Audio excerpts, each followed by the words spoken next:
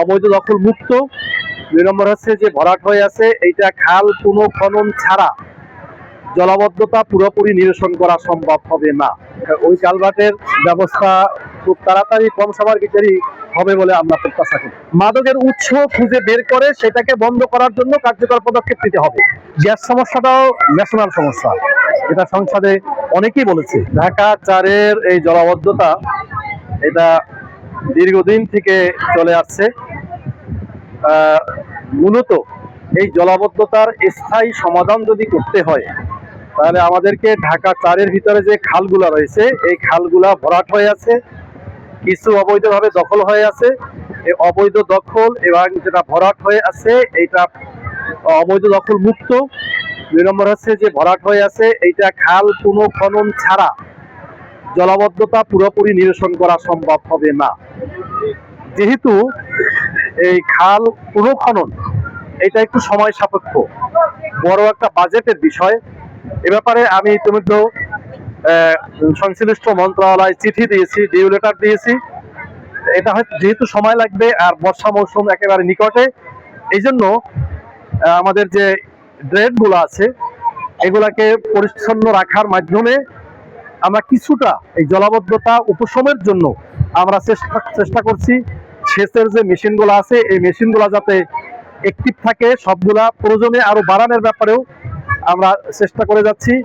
আর বিশেষ করে যে ড্রেনগুলা যে ভরাট হয়ে আছে ময়লা আবর্জনায়, এ ব্যাপারে সিটি কর্পোরেশনে আমরা আরো আগেই আপনার ডিউ লেটার দিয়ে রেখেছি, প্রশাসকের সাথে বসেছি, কথা বলেছি। ওই কালভার্টটার ব্যাপারেও আমাদের প্রশাসকের সাথে কথা হয়েছে। ওইটা মানে ওই কালভার্টের ব্যবস্থা খুব তাড়াতাড়ি কম সময়ের ভিতরেই হবে বলে আমরা প্রত্যাশা করছি। ঢাকা 4 এলাকা মাদকের সয়লাব, এমন কোনো মহল্লা নাই, এমন কোনো ওয়ার্ড নেই যেখানে মাদক নেই। এই মাদকের ভয়াল খাবায় আমাদের যে যুব সমাজ ধ্বংসের দ্বারপ্রান্তে দাঁড়িয়েছে, এই বিষয়ে আপনি কি পদক্ষেপ নিচ্ছেন?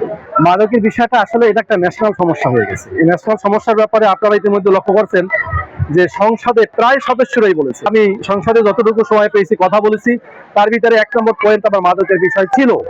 এবং সে ব্যাপারে আমি মানে সংশ্লিষ্ট মন্ত্রণালয়ের মন্ত্রীর দৃষ্টি আকর্ষণ করে আমি বলেছি যে এটা শুধু আমাদের এই আলোচনার ভিতরে সীমাবদ্ধ রাখলে হবে না, মাদকের উৎস খুঁজে বের করে সেটাকে বন্ধ করার জন্য কার্যকর পদক্ষেপ নিতে হবে।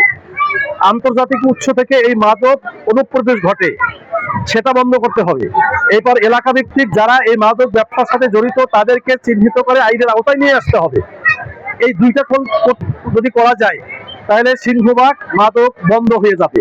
এই ব্যাপারে যেমন রাষ্ট্রের দায়িত্বের কথা উল্লেখ করেছি, অন্যদিকে এলাকা ভিত্তিক আমরা যুবকদেরকে নিয়ে, এলাকার মুরব্বীদেরকে নিয়ে সচেতনমূলক প্রোগ্রাম আমরা ইতিমধ্যে শুরু করেছি। আপনি দেখেছেন 51 নম্বর ওয়ার্ডের বিরাট প্রোগ্রাম হয়েছে, সেখানে মাদক দ্রব্য অধিদপ্তরের লোক ছিল, প্রশাসনের লোক ছিল, স্থানীয় লোকেরা ছিল, তারা এবং যুবকরা ছিল। তাদের পক্ষ থেকে সবাই ঐক্যমত পোষণ করেছে যে আমরা এই মাদকের বিরুদ্ধে আজকে থেকে নামলাম এবং এই এলাকাতে মাদকের কোনো ব্যবসা আর চলবে না।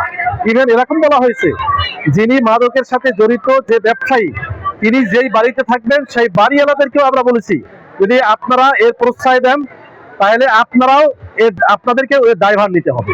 এরকমের আমরা প্রতি এলাকাতেই যুবকদেরকে নিয়ে, মুরব্বীদেরকে নিয়ে মানে এলাকা ভিত্তিক সচেতনতামূলক প্রোগ্রাম চলবে এবং এদের বিরুদ্ধে আইনগত ব্যবস্থা একদিকে চলবে, অন্যদিকে এদেরকে সচেতন করার দিকটাও আমাদের থাকবে।